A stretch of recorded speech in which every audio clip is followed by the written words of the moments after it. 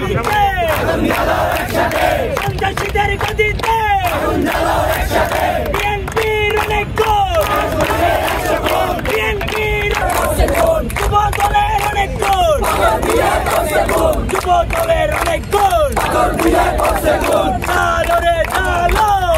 দেশে আর কেউ চাঁদাবাজ হইতে পারবে না।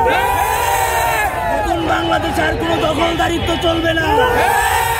নতুন বাংলাদেশে আর কেউ সন্ত্রাসবাদ কায়েম করতে পারবে না।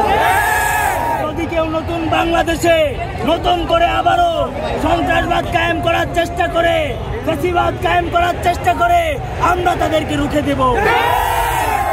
এই বীর চট্টলার বিপ্লবী ছাত্র জনতা, বাংলাদেশের বিপ্লবী ছাত্র জনতা কেউ ঘুমায় যায় না। যখন হাসিনার বুলেট আমাদের থামাইতে পারে নাই, এই বিএনপির পাথর আমাদের থামাইতে পারে।